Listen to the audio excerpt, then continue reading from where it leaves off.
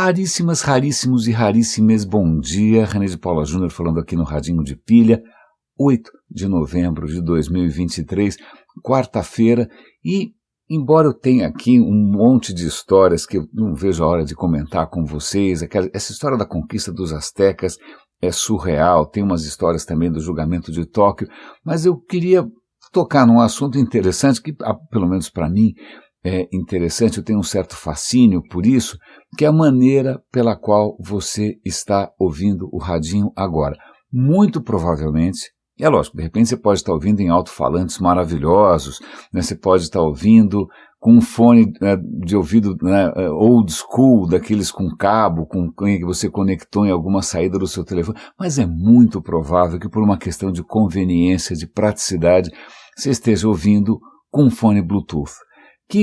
Bluetooth foi uma invenção sensacional, a gente já comentou aqui da onde vem essa história de Bluetooth. O Bluetooth era o nome de um chefe viking que unificou as tribos, e como ele unificou as tribos, esse bendito Bluetooth então acabou sendo o nome dessa tecnologia que conecta aparelhos de maneira, sei lá o que, transparente, sem fio, e aquele símbolo bizarro do Bluetooth, na verdade, é a runa, o caractere viking, né, para escrever o nome do cara. Bom, isso todo mundo já conhece.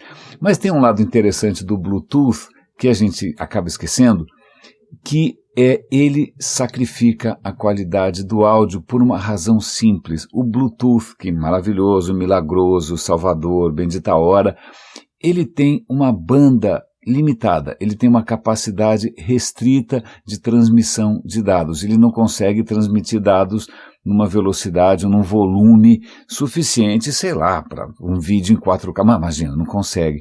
É lógico, as versões do Bluetooth vêm melhorando, o Bluetooth 3, o Bluetooth 4, o Bluetooth 5.1, o Bluetooth 5.2, e quanto mais o Bluetooth evolui, que é uma tecnologia de rádio, basicamente, não é? Cada vez ela permite que você mande mais dados. Mas a questão, quando você está ouvindo áudio, você tem que transmitir continuamente, sem nenhum tipo de engasgo, sem nenhum tipo de, sei lá, loading.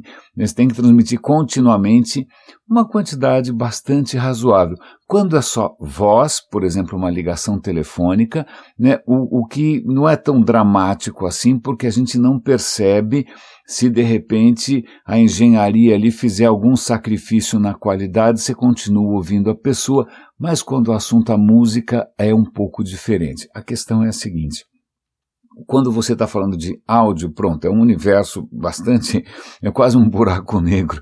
Você pode não só buraco negro de dinheiro, você pode gastar o dinheiro que você jamais imaginou ter, mas também tem inúmeras complicações, né? Porque o som é eminentemente analógico.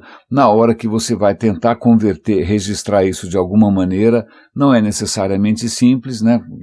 Tinha maneiras analógicas de você gravar isso em fita magnética, gravar isso em disco de vinil, chiado, ruído, mas a hora que a gente começou a digitalizar o som, tinha escolhas a serem feitas. Vai digitalizar com que qualidade, com que frequência, tem aí, bom, em suma, eu lembro quando finalmente a gente conseguiu popularizar o CD já tinha um som digital com uma qualidade bastante razoável, 16 bits, 44 Hz, magnífico, legal, um som que eu nunca tinha ouvido um som tão puro, mas naquele momento era tudo transmitido por cabo. Então o som do CD, ele era convertido para algum sinal analógico que era mandado por fios através de cabos de cobre, certo? E seus alto-falantes funcionavam assim. Então, como o cabo era de cobre e era tudo analógico, bom, tanto faz a quantidade de dados, vamos que vamos. Mas na hora de você converter isso para, de novo, né, converter isso para um sinal de rádio que não vai ter tanta capacidade assim de transmitir informação, você tem que sacrificar a qualidade. Então, o que acontece é que, mesmo você tem um CD magnífico, com uma qualidade espetacular, etc e tal, se você vai transmitir por Bluetooth, esse som vai ser comprimido, você vai perder qualidade e o que você vai ouvir é pior. Simples assim. A qualidade você é obrigado a reduzir qualidade. Curiosamente, o primeiro avanço significativo em termos de consumo de música depois do CD foi um retrocesso, Porque quando a gente começou a consumir música em MP3, MP3 significa diminuir o tamanho do arquivo para você poder compartilhar, sei lá, por e-mail, para você, sei lá, muita gente pirateava, baixando o MP3 da internet, colocar tudo num pendrive, seja lá o que for. Os arquivos de som MP3 tem, sei lá, 10% do tamanho original. É uma, digamos, uma redução bastante expressiva de tamanho. Só que quando você converte para MP3, a qualidade sofre. Então o MP3 é pior do que era o som do CD. Não tem o que fazer, o som foi comprimido. Então veja, se a gente ouve MP3, o som já perdeu bastante com relação à qualidade original, simplesmente por uma questão de conveniência, porque o MP3 ocupa menos espaço, demora menos tempo para você baixar da internet. Então você sacrifica a qualidade pela conveniência, ok? Aí, além disso, além de você estar ouvindo um arquivo MP3 que já perdeu bastante qualidade, você, na hora que você vai ouvir para o Bluetooth, mesmo essa quantidade de informação do MP3 é muito para o Bluetooth. E aí isso é comprimido de novo. Então, perdão, limpando a garganta aqui. Então, na hora de transmitir para o Bluetooth, vem de novo outras tecnologias de compressão para tentar transformar esse sinal, né, essa quantidade de informações em alguma coisa que dá para transmitir sem ficar engasgando. Não vou entrar aqui na sopa de letrinhas, não vou entrar aqui nos tipos se é LDAC, se é AAC, se é SBC, se é a Apple, se é a Samsung, tanto faz, né? Mas, de novo, era essa a questão. Você tinha que sacrificar ainda mais a qualidade do som para você poder ouvir por Bluetooth. O que eu estou dando essa volta toda é que, como estão começando a surgir aparelhos de fone de ouvido, caixas de som, que ao invés de usarem Bluetooth para sua comodidade, elas estão conversando por Wi-Fi. Curioso, né? Ontem eu vi o review de um fone de ouvido que funciona por Wi-Fi. Qual é a graça do Wi-Fi? O Wi-Fi aguenta uma quantidade brutal, né? Tanto que você assiste vídeo aí em 4K, uma quantidade de informação que você passa por Wi-Fi, porque é uma frequência de rádio muito mais alta, né? É brutal. Então, por que não usar o Wi-Fi para transmitir áudio? E estão começando a surgir aparelhos de fone de ouvido, caixas de som, etc. e tal, que não precisam mais de fio, que não vão usar Bluetooth e que vão começar a usar Wi-Fi, sobretudo o Wi-Fi 7, que é um novo padrão. Isso é interessante porque, bom, se você agora tem caixas que conseguem ouvir uma qualidade melhor, então você de repente pode investir em ouvir música que originalmente está menos detonada, menos comprimida.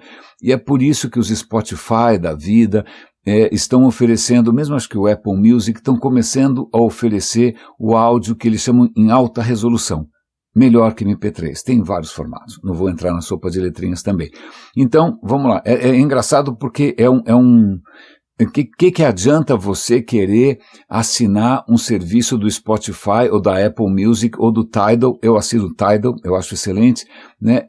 De altíssima resolução se você continua usando um foninho Bluetooth. Não faz sentido. Então o som vai ser detonado de novo. Mas agora esse ecossistema está começando a ficar um pouquinho mais fluido. Então você pode escolher num Spotify da vida, num Tidal da vida, ouvir a música em alta resolução, sem aquela compressão cruel do MP3, através de fones que de repente respeitam um pouco mais o som original. Eu sei que, desculpa, isso pode estar sendo absolutamente desinteressante para muita gente, mas isso vai impactar daqui para frente provavelmente o seu próximo fone, como é que chama esse fone de ouvido da Apple? Não sei, talvez você esteja usando um, mas é possível que em breve eles estejam começando a fazer marketing dessa capacidade dele respeitar um pouco mais a qualidade da música. Bom, para o radinho, na verdade, tanto faz. Eu gravo esses episódios todos numa resolução altíssima, mas na hora que eu subo isso para o SoundCloud, o SoundCloud vai converter isso para um MP3 de 128 kbps, mas é só voz, e minha voz também, não é que eu seja aqui um caruso, né? Mas em suma, bem-vindo, essa foi uma leve introdução a essa experiência de você consumir áudio. Ela vai melhorar, porque hoje é muito curioso isso, né? o progresso da tecnologia significou um retrocesso na qualidade daquilo que você ouve, né? Você tem, não só a música foi, depende como ela foi digitalizada, ela pode ter sido digitalizada de uma maneira pobre, ela pode ter sido comprimida de uma maneira cruel, ela pode ter sido transmitida de uma maneira também atroz, né, de açougueiro, e ainda por cima você é perfeitamente capaz que por economia você esteja usando um fone de ouvido ruim. Então, isso tudo está começando a mudar, os aparelhos ainda são muito caros, esse fone de ouvido que eu li ali, o review, custava $2.000, não é? Mas interessante porque a gente sempre fica com essa ideia de que o progresso da tecnologia significa melhora de qualidade. Não necessariamente, né? No caso da música, para a gente ter mais conveniência, a gente abriu mão da qualidade. Então, o que é? Eu lembro do tempo do CD, o som do CD é muito melhor do que o som de qualquer MP3. E a gente ainda tem aqui em casa alguns aparelhos que são perfeitamente analógicos e a experiência de som é completamente diferente. Mas agora vamos lá, depois desse breve passeio, né, por esses avanços na sua experiência auditiva. Por onde eu começo? Essa história é muito interessante, porque tem várias coisas que se conectam aqui. Mas vamos começar, eu não vou resistir, vamos começar pela sequência das aventuras, né, da conquista dos astecas. Eu tinha comentado com vocês, vou fazer uma breve retomada aqui, até porque eu não lembro exatamente onde que eu parei, né? Colombo já tinha descoberto a América, certo? Colombo é italiano, mas quem estava patrocinando essa zona toda era o governo espanhol, era o rei espanhol, não é? Colombo no começo tem um monopólio, né, da exploração do que quer que ele descubra, né? Ele não sabe muito bem o que ele descobriu, ele ainda acha que, será que é a China, será que é o Japão, será que é a Índia, mas não era nada, eram as ilhas do Caribe. O Colombo, na verdade, está nas ilhas do Caribe, não é que ele chegou no que hoje é Estados Unidos, no que hoje é Brasil, não, ele está em ilhas do Caribe. O Colombo apronta tanto, faz tanta besteira, que uma hora o rei espanhol falou, quer saber, meu pá, perdeu o monopólio, perdeu o Playboy, agora é cada um por si, Deus contra todos, agora quem quiser empreender, quem quiser se aventurar, por favor, vai lá, né, por favor, só mantenha aí, né, a coroa espanhola, a cristandade, mas vamos que vamos. E nessa altura do campeonato, o Cortés, que tinha nascido no fim do mundo da Espanha, numa região meio fronteiriça, meio mais distante, não era um cara exatamente cosmopolita, mas era um cara muito ambicioso, tinha lido lá as aventuras dos grandes homens, Alexandre Magno, Júlio César, devia ter sonhos de grandeza, né? Ele acaba se envolvendo numa dessas expedições.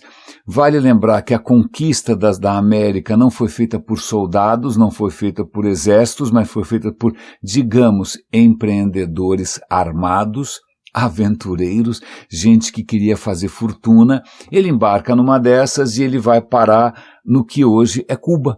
Né? E Cuba já estava indo bem, agora indo bem, defina indo bem significa uma economia na base da escravidão. Né, eu tinha lá um cara chamado Velázquez que mandava ali em Santiago de Cuba, em Santiago, e aí ele já tinha escravos, já traficava escravos, já tinha escravo vindo da África. Bom, e eles iam pulando de ilha em ilha, porque eles não tinham um mapa, eles não sabiam o que tinha pela frente, certo? Isso eu já tinha contado ontem, e eu contei também que começam aí algumas, sei lá, notícias de que, olha, se você pegasse seus barquinhos aqui e for um pouquinho mais para frente, vai ter mais coisas aí. E o próprio rei da Espanha, que estava um pouco frustrado, achando que todas essas aventuras seriam um pouco mais lucrativas, começou a aumentar a pressão por ouro. Eu falei, gente, vamos fazer o seguinte, vocês não vão trazer ouro nenhum? Cadê? Né? E a notícia era que mais para o oeste, né, se você navegasse um pouco mais, haveria outras ilhas, outros povos, de repente mais ouro e tal. E aí o Velázquez, com essas notícias, falou, preciso mandar alguém para dar uma espiada, eu não vou, porque se eu tirar a bunda se eu sair daqui desse meu trono, né, se eu sair daqui alguém vai pegar o meu lugar, né, eu estou cercado de víboras, né, cercado de gente interesseira, eu vou mandar um sobrinho meu, pelo menos é sangue do meu sangue, ele não vai pisar na bola, esse sobrinho se aventura, né, descobre outras ilhas, descobre outros povos, e aí o sobrinho confirma, olha, puxa vida, aparentemente se a gente for mais para frente ainda, vai ter uma civilização com muito mais ouro, mas o que o sobrinho faz? Ao invés de ele ir descobrir isso, ele manda a notícia para o tio. O tio fala, opa, maravilha, eu preciso mandar alguém, então, né, descobrir esse novo horizonte. Quem que eu mando? Né, eu não posso mandar alguém muito esperto, senão o cara me passa a perna. Eu vou escolher algum burocrata, alguém de minha confiança, alguém sem muita iniciativa, e ele escolhe o Cortês, que nessa altura do campeonato estava lá com uma função absolutamente administrativa, burocrática, uma coisa sem graça. Vou mandar ontem eu usei a palavra bundão, vou usar de novo. Então, como eu comentei com vocês, o Cortês se revela mais do que um bundão, um cara muito ambicioso, muito oportunista. Ele dá um perdido, pega lá 11 navios e algumas centenas de homens, não são soldados, eles estão armados, eles têm espadas, eles têm canhões, eles têm, sei lá, bacamarte, que diabo que eles têm, cavalos também, e vão. Acho que a gente tinha parado mais ou menos nesse ponto. Mas o que é muito interessante dessa história é o seguinte, tá legal, eles chegam num certo ponto lá, encontram uma civilização que é a Totonac, o Totonac chega para o Cortês e fala, ô Cortês, é legal, prazer em conhecer você, mas você não é o primeiro branco que eu conheço. Aí o cara fica apavorado, fala, nossa, chegou alguém antes de mim, tô frito, alguém chegou aqui, tomou posse, nossa, perdi Playboy.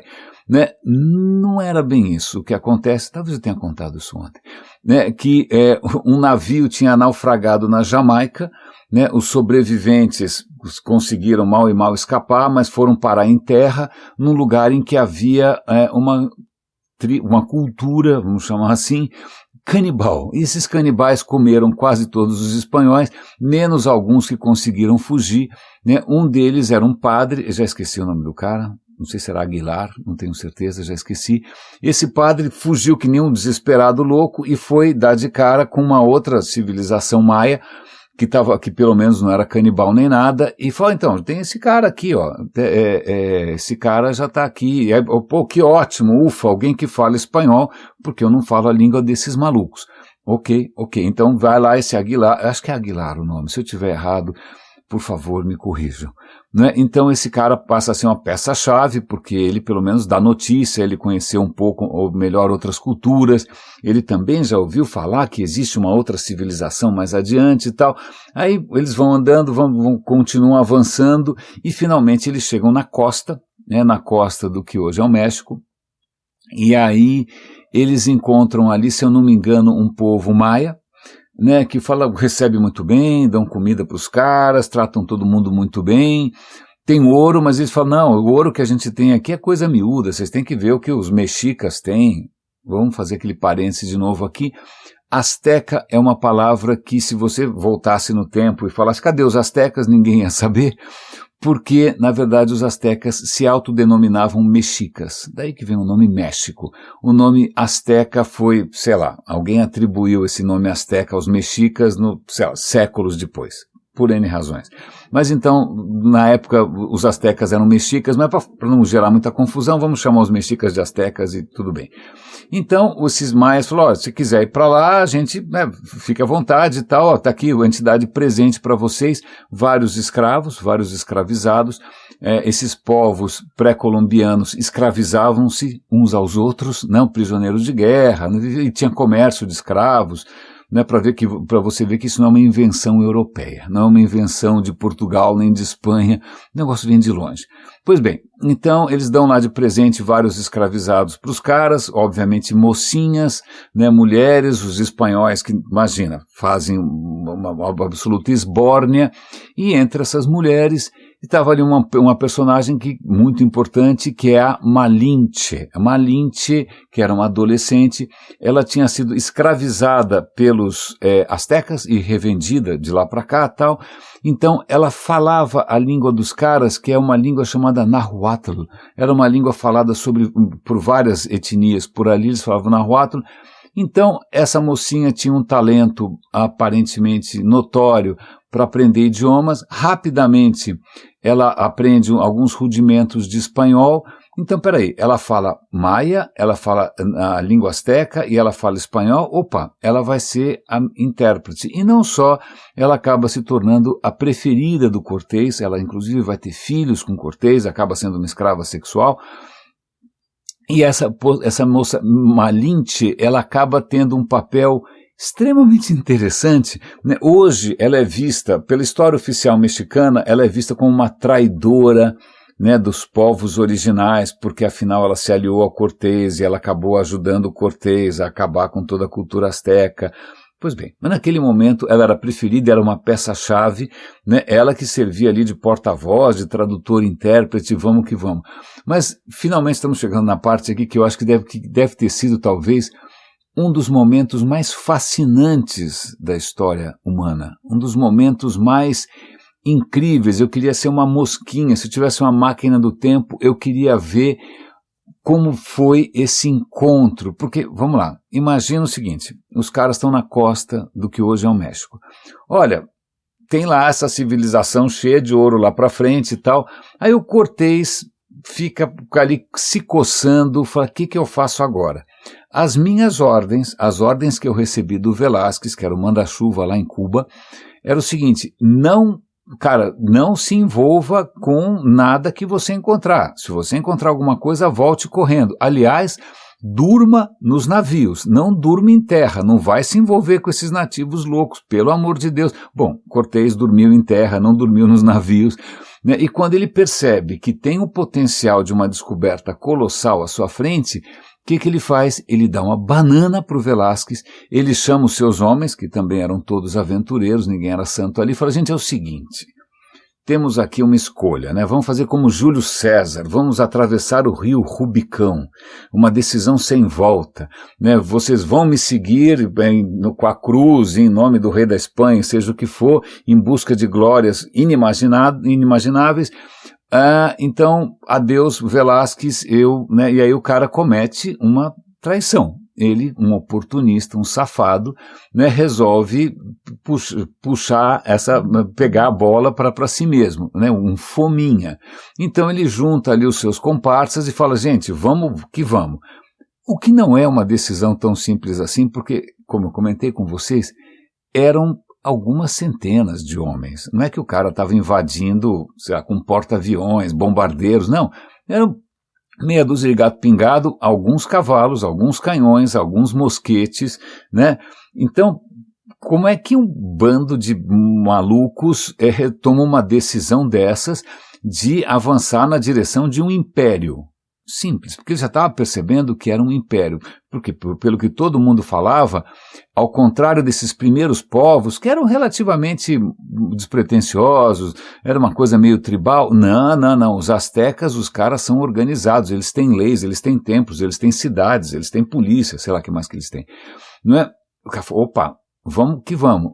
Aí você fica se perguntando como é que alguém toma uma decisão kamikaze dessas, né? Como é que alguém toma uma decisão praticamente suicidária, como é que eles vão se expor tanto assim? É só por ganância? É só pela vontade de levar a fé cristã? Né? Talvez tenha, aí começa a entrar um fator que é quase quântico, porque você sabe que na física quântica, a partir de um certo ponto, você não tem mais certeza de nada, certo? Certo. Você tem sempre uma grande, quanto mais você quer saber, maior a incerteza.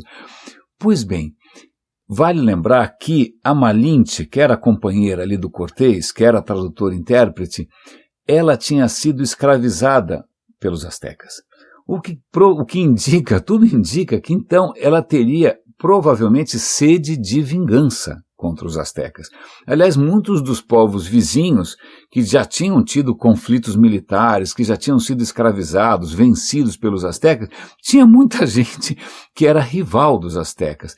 Então, quem disse que essa decisão de repente, avançar contra os astecas não foi influenciada pelo ressentimento dessa ex-escravizada, da Malinche? Ela continuava escravizada, só trocou o dono, coitado. Né? Então, veja, ele vai, esse povo da costa apoia, porque provavelmente eles também querem ver a ruína dos astecas, não é mesmo? Vão lá. E aí começa o que deve ter sido, isso dava uma série da Netflix, né? Eu gostaria que fosse uma série historicamente um pouco mais neutra, né? Que não fosse colocar como se eles fossem mártires da fé ou da civilização. Não, era um bando de oportunistas, um bando de aventureiro, pelo amor de Deus, um bando de tarado também. Mas ok, então os caras vão se embrenhando. Porque imagina, não é que o cara vai chegar em Tenochtitlan, na capital do Império Azteca, não é logo ali, eles vão ter que atravessar a selva, né, um lugar que eles não conhecem nada ali. Né, e tudo dependendo, obviamente, né, da Malinche, que é quem ajuda a traduzir o que quer, quem encontrar no caminho. A Malinche é a tradutora-intérprete. Pois bem, eles vão avançando, vamos resumir essa história toda, vão conhecendo uma tribo aqui, outra ali, vão recebendo apoio, às vezes tem algum tipo de atrito armado, mas o que começa a acontecer é que começam a chegar delegações dos astecas, porque os astecas têm um império, eles têm informantes, as notícias fluem, né? Então já está chegando notícia no Império Azteca de que tem forasteiros muito esquisitos. Pelo sim, pelo não, o imperador azteca, Montezuma, que aliás o nome certo, aliás tem um monte de coisa que não é certo. A gente falou que azteca não é certo, o certo é mexica, o certo não é Hernán Cortés, mas Hernando Cortés, e o certo também não é Montezuma, é Moctezuma. Mas vamos chamar o Montezuma de Montezuma, tá bom? O Montezuma não é bobo nem nada, fala, bom, tem uns caras estranhos aí, vou mandar uma delegação com uns presentinhos, só para já ir mostrando boas intenções. Então veja, muito antes do Cortés chegar perto, né, da capital do Império Azteca, ele já começa a receber delegações com presentes. E a delegação chega lá com artefatos, com mimos, com mais mulherada, sei lá, com mais escravos, e fala assim, olha, muito legal conhecer vocês, é uma honra, sintam-se à vontade, mas olha, na verdade o imperador está muito ocupado, ele não vai poder receber vocês, mas olha, está aqui um monte de presente. E eles iam avançando e iam de novo encontrando com outras delegações, sempre com presente e sempre com o mesmo discurso. Olha, muito legal, vocês são muito simpáticos, essa barba comprida, que coisa linda, que povo esquisito. Mas tudo bem, mas é o seguinte, o imperador não vai receber vocês porque ele tem mais o que fazer. E eles continuam avançando, imagina, pela floresta, deve ter sido um perrengue miserável, encontrando resistência daqui, de lá, tribos hostis, aí de repente eles têm que fazer algum tipo de acampamento defensivo, porque estão sendo atacados de todo lado, não sabem nem por quem, né? Mas também os espanhóis, vale lembrar, não são santos nem nada, né? Eles já tinham amadurecido uma certa técnica de terror, né? Então, toda vez que eles acampavam durante a noite, eles viam se tinha algum povoado por ali e eles simplesmente apavoravam, matavam, estupravam, roubavam, né? Primeiro, talvez porque desenvolveram essa crueldade inata, mas acho que também por uma coisa de passar uma mensagem. Olha, conosco não se brinca. Nós temos armas, nós somos sanguinários, nós somos uma força a ser respeitada. Então, no caminho para os astecas, eles já vão semeando terror, mas ao mesmo tempo tentando encontrar alianças, né? Quem sabe? Né? E aí o que acontece, eles chegam, isso deve ter sido de novo, cena de filme, eles de repente se deparam com eu não vou lembrar o nome, não sei se era Xalaha, whatever, uma outra civilização no meio do caminho, uma cidade murada, né, uma tribo murada, os caras ficam super impressionados, os templos têm caveiras, têm esqueletos, têm sangue para tudo quanto é lado, mas ao invés de serem hostis, eles recebem os espanhóis muito bem, porque eles são arqui-inimigos dos astecas. Veja, os astecas já eram um império recém-consolidado, né, tinha várias alianças, etc. e tal, cobrava impostos, mas esse povo, cujo nome eu não me lembro muito bem, né, eles eram praticamente uma cidade-estado. Eles eram independentes, eles não pagavam tributo com os astecas, não valia a pena entrar em guerra direta, porque seria uma guerra muito custosa. Então, todo ano eles faziam lá, tipo como se fosse uma Copa Libertadores, algum tipo de disputa esportiva com os astecas, como se fosse uma guerra simbólica, né? Então, para mostrar ali que, né, somos rivais, mas sem entrar em guerra declarada, e foi aí que os espanhóis chegaram. E esses caras adoraram os espanhóis. Não, poxa, que bacana, que legal, olha, como é que demonstra esse teu mosquete aí, nossa, que espetáculo, que belíssima espada, adorei esse cavalo, que bonito. Vamos fazer o seguinte, a gente acompanha vocês até lá. de novo fica a dúvida, o que está acontecendo? Né? O que está acontecendo? Será que a Malinche está justamente arregimentando outros povos hostis aos astecas, né, para fazer uma grande campanha de destruição aos astecas? Será que é isso? Como é que a gente vai saber? A Malinche não escreveu um diário, né? A gente tem relatos dos espanhóis, mas os relatos muitas vezes são mentirosos, e eu vou tentar, vale a pena fazer uma pausa, porque algumas coisas são surreais. Toda vez que os espanhóis chegavam em algum lugar que eles não conheciam, eles puxavam um documento, pegavam um pergaminho, seja lá o que for, né, paravam ali na praia, ou na beira da ilha, né, e olhavam em volta para ver se tinha alguém, não tinha. Aí eles eram obrigados a ler o requerimento. Requerimento era o seguinte, é assim: declaro a quem estiver interessado, a todos os presentes aqui, que estamos nos apossando dessas novas terras em nome do rei da Espanha, em nome da fé cristã. Alguém aqui tem alguma coisa contra? Então, obrigado. Então, veja, os caras tomavam posse simbólica, em espanhol, claro, que ninguém ia entender, né? Imagina, se de repente ele está cercado de maias, totonaques, nahuatlos, ou seja o que for, o cara fala: olha, vocês não entenderam? Ah, lamento informar, mas agora isso daqui é tudo nosso. Né? Mas por que esse comportamento patético? Porque, veja, a Espanha já tinha uma cultura legalista, de advogados, de justiça, de corte. E, nesse exato momento, várias outras expedições de espanhóis aventureiros estavam tentando tomar posse de lugares, dos mesmos lugares. Então, quem registrasse primeiro, né, com esse ato, com testemunhas, mesmo que as testemunhas não falassem o idioma, né, em princípio ele podia reivindicar na Espanha, né, voltando lá para a corte: olha, é o seguinte, está aqui a data, está aqui, testemunhas, eu não estava lá, não falei essa coisa, então desculpa, é meu, perdeu, Playboy. Então, ok, então, veja que coisa completamente insana.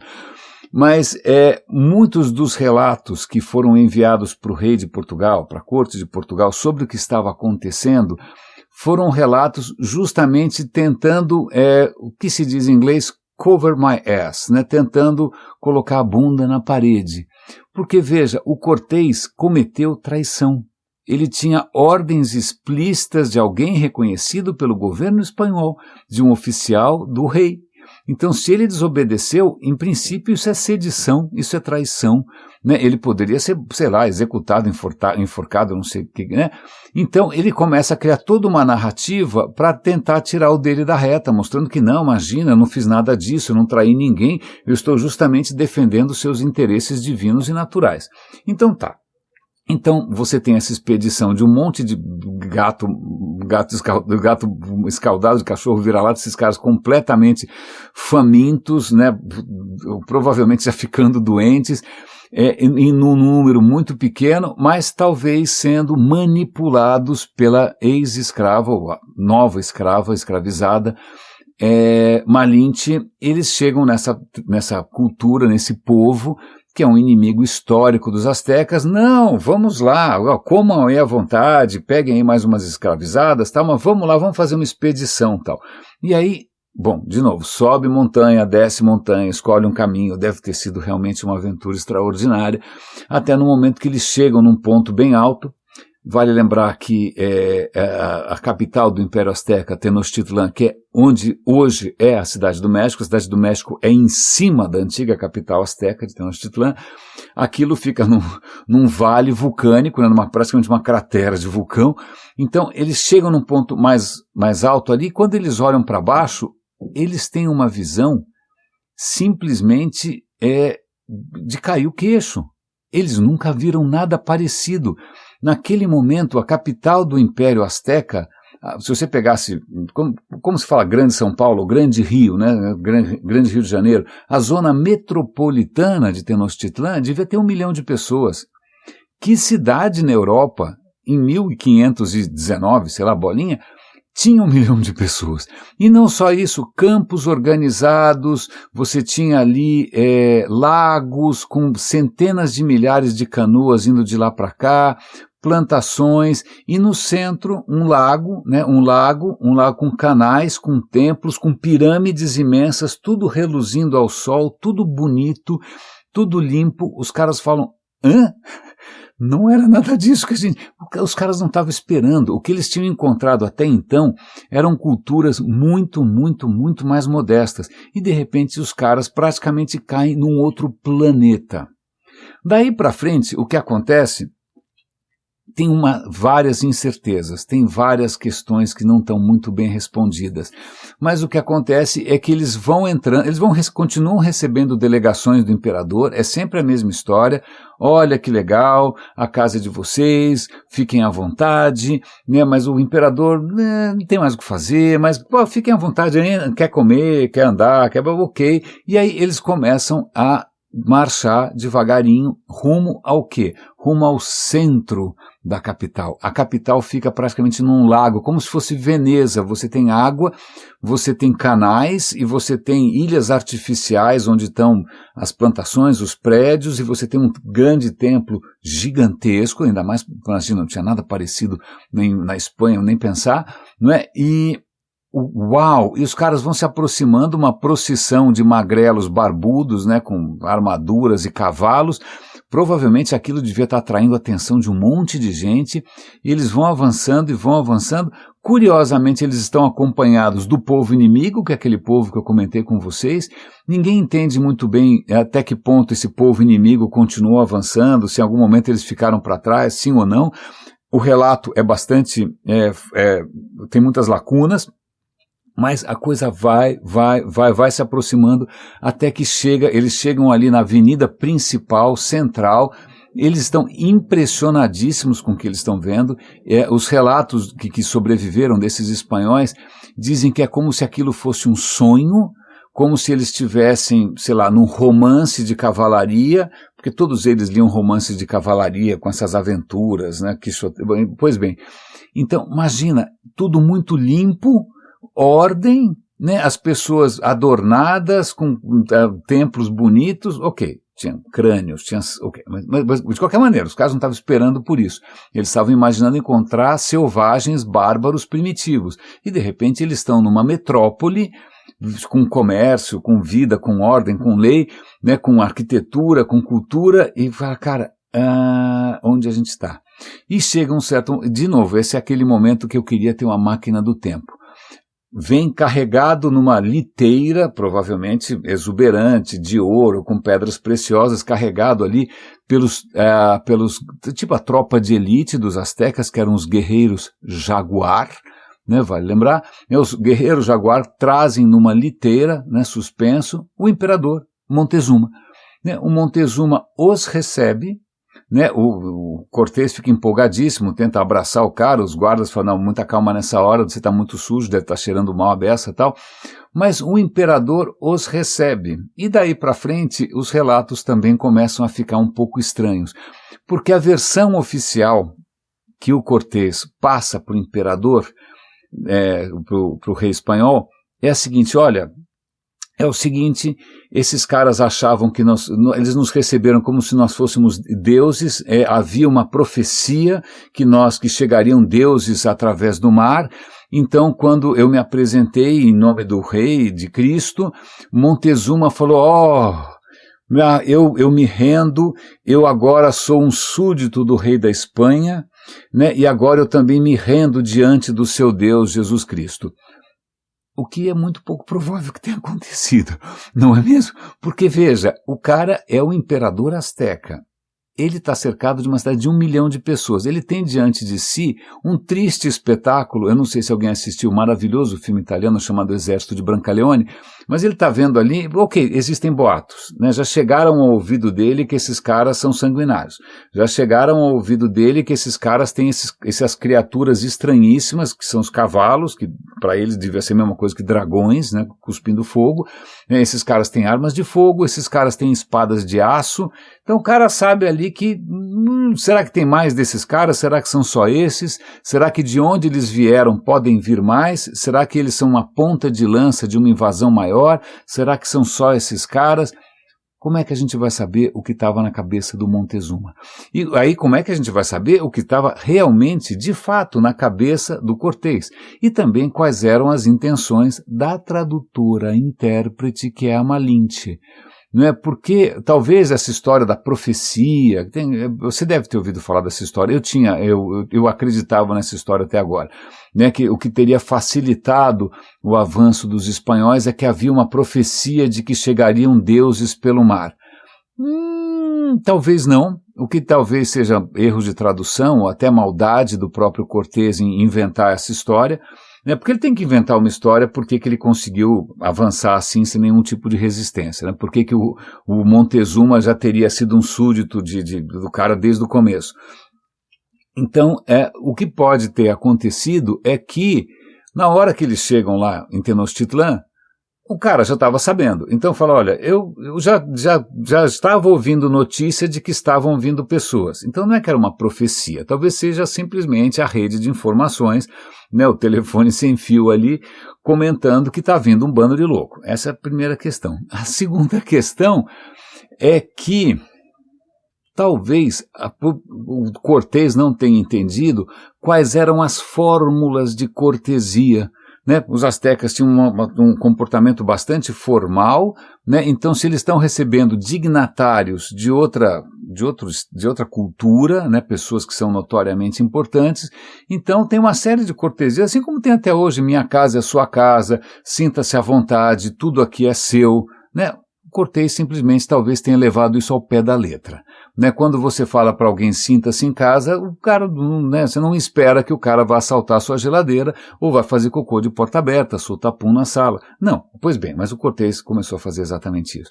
Mas o que é mais interessante, que aí começam essas divergências entre a narrativa, entre aspas, oficial e aquilo que aparentemente aconteceu. Então, por exemplo, quando Cortés chega, Montezuma recebe os caras, recebe e fala, olha, vamos levar vocês para conhecer tudo, fala, vamos acomodar vocês, vamos alimentar vocês, venha conhecer.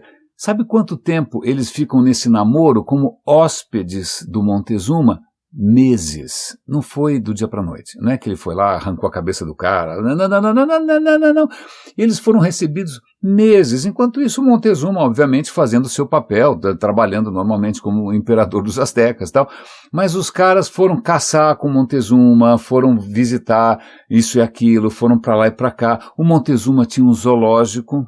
Aliás, muitos historiadores acham que, de repente, quando o Montezuma viu aquele monte de criatura estranha, barbuda, né, com estranhas armaduras, eu falei, eu acho que esses caras podiam ser uma boa adição ao meu zoológico, porque tem um zoológico cheio de coisas exóticas, né, inclusive homens, assim, povos exóticos. Ele tinha lá um zoológico que incluía pessoas deformadas, pessoas esquisitas, diferentes para eles. Então, quem sabe ele estava pensando em colocar o Cortés num zoológico. É uma hipótese perfeitamente... Teria sido absolutamente sensacional se tivesse morrido por aí essa história. Eu não vou... eu não ouvi ainda a série toda, são 7 episódios. Eu estou justamente nesse momento em que o Cortés ainda é hóspede do Montezuma.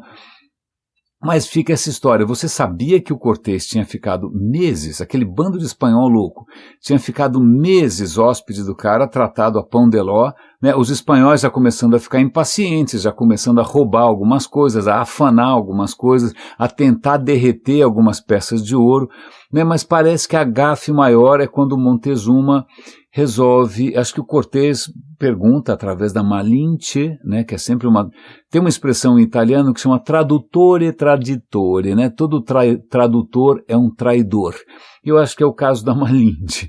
Ela era uma tradutora traidora, provavelmente. O nosso amigo Cortés vira pro Montezuma e fala, olha, muito legal, muito bacana, adorei, pirâmides, que lindo, eu quero ver os seus deuses.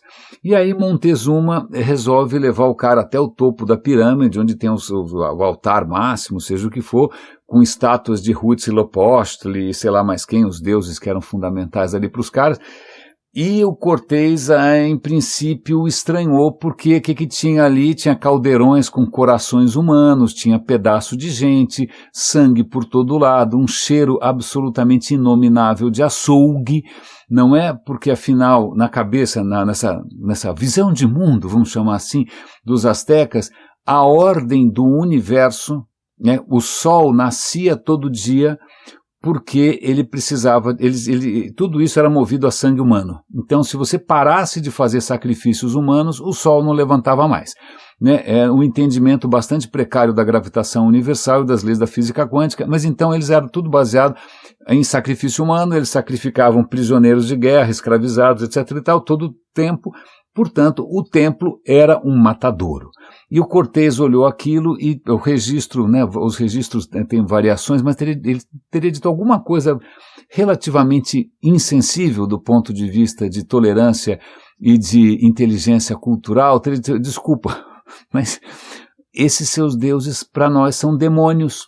São demônios. Aliás, eu vou puxar aqui a nossa cruz e a hora que eu puxar, que os seus deuses virem Cristo, eles vão cair de joelho tremendo, porque é isso que demônios fazem.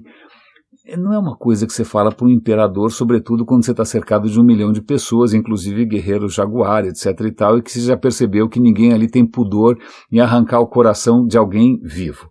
Né? Mas o imperador não gostou, ficou bastante nervoso, mas mesmo assim continuou recebendo os caras com elegância. Mas vejam que interessante, parem para pensar o que deve ter sido esse encontro, esse confronto de um bando de espanhóis completamente famintos, gananciosos, que tem a experiência que eles têm de urbanidade, não é exatamente, não é que o cara veio da Roma no apogeu, o Cortés veio de Extremadura, e de repente eles se deparam com uma civilização mais limpa, mais avançada, mais urbanizada, mais estruturada, mais rica. E veja, pense, daqui a pouco, né, acho que amanhã a gente vai ter mais informações, que rumos a história poderia ter tomado. Né, que rumos a história poderia ter tomado se esse cara não tivesse simplesmente aniquilado a civilização asteca. Bom, não preciso dizer, nesse episódio os caras já dão uma indicação, não precisou de grande talento militar, porque grande parte do absoluto extermínio, né, do quase genocídio das populações originais das Américas, foi por questão imunológica. Né? Os espanhóis traziam uma série de vírus e patógenos que esses caras, né, imagina, os astecas e mesmo os povos originais brasileiros não tinham a menor condição de resistir. Então, só por conta dessas doenças que os europeus trouxeram, alguma coisa entre 90% e 98% das populações originais morreram. Então, nós não fomos necessariamente, como diriam os cristãos, os portadores da boa nova. Não, nós fomos mensageiros da morte. Morte involuntária ou morte na ponta da espada, tanto faz, né? Trouxemos crueldade, trouxemos matança. E, aliás, eu vou pegar uma carona aqui interessante, já que eu estou falando aqui de imunidade, história, como as coisas se cruzam. Tem um vídeo muito bacana aqui de um canal de ciência sobre doenças autoimunes. Tem um monte de doença autoimune, né? Você tem um monte de gente com alergia, ou com doença de Crohn, ou com lúpus. Talvez as doenças autoimunes que muita gente tenha hoje, talvez elas tenham alguma coisa a ver com a peste negra. Vejam que interessante, a peste negra. Certo? Faz quando 1300 bolinha, certo? Faz bastante tempo já, 700 anos, ok. Mais ou menos 700 anos atrás, né, navios desembarcaram, né, no sul da Itália, trazendo ratos. Os ratos estavam infectados com o bacilo da peste nas pulgas, as pulgas, os ratos, as pulgas, bom, em suma, peste negra, certo? Peste bubônica. A peste bubônica devastou a Europa em alguns anos, né, na velocidade dos ratos e na velocidade dos navios. A peste foi se expandindo, em muitos lugares matou praticamente todo mundo, mas o consenso é que 1/3 da população europeia, em alguns lugares metade, tenha simplesmente morrido da peste bubônica. O que é curioso é, por que algumas pessoas não morreram? Né? Geneticistas resolveram revirar cemitérios, né? A Europa está cheia de cemitério. Vamos revirar cemitérios aqui e analisar geneticamente alguns casos. Não precisa tirar o corpo inteiro, pega só uma amostra, né? Vamos analisar geneticamente, sei lá, centenas, milhares desses corpos antes da peste, depois da peste, quem morreu de peste, quem não morreu de peste, como é que a gente sabe, para ver se tinha alguma diferença genética. Bingo! Descobriram, né, mapearam aqui, mapearam ali, e descobriram que depois da peste, alguns genes pareciam preponderar. Tinha mais do que antes. o que significa que talvez a peste tenha servido como seleção natural, né? Se tinha uma grande variação entre as pessoas, quem tinha a variação certa sobreviveu, quem não tinha morreu, não é? Eu falo, que interessante, que gene é esse? Bom, esse gene, curiosamente, é um gene que parece fortalecer o nosso sistema imunológico, né? Então sobreviveram as pessoas que tinham um sistema imunológico mais potente.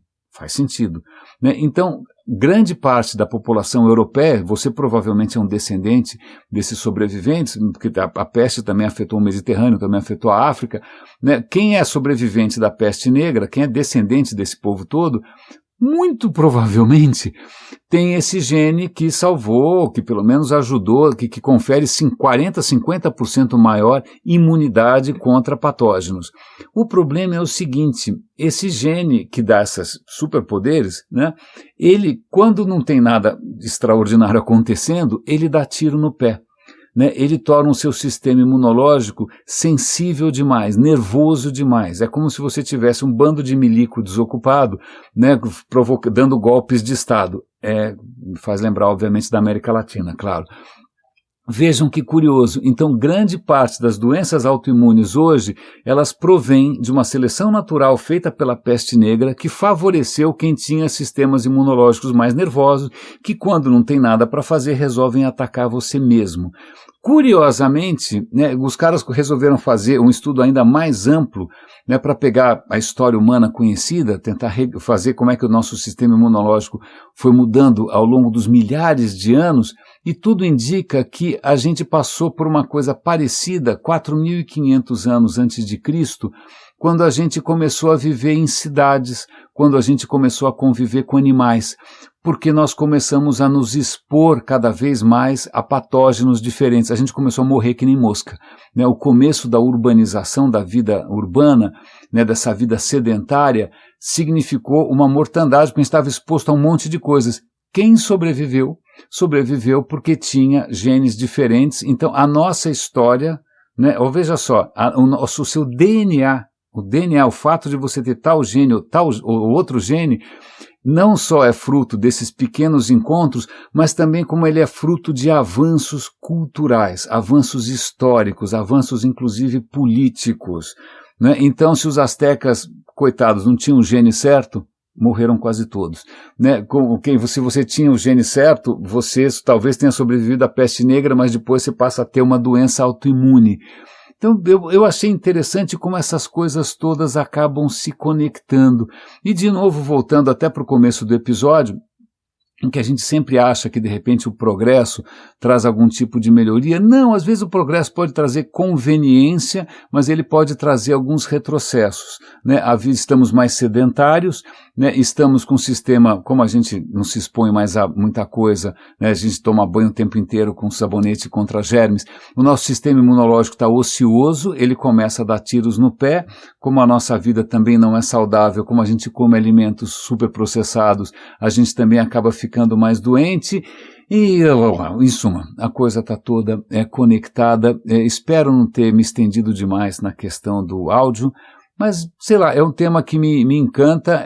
Eu confesso que eu acabo gastando mais dinheiro do que eu deveria com equipamentos de áudio, ou mesmo com música um pouco melhor. Eu recomendo a vocês esses serviços de alta resolução, para vocês perceberem a diferença. Tentem não usar o foninho de ouvido normal, porque senão vai ser desperdício, né? Tente equilibrar um pouco melhor as coisas.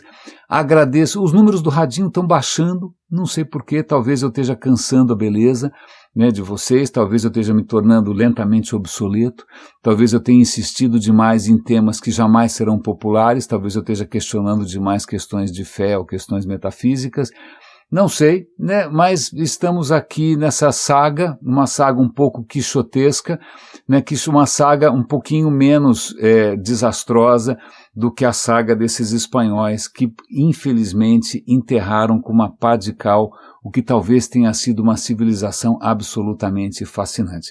Raríssimas, raríssimos e raríssimas, cuidem-se por favor, um grande abraço e até amanhã.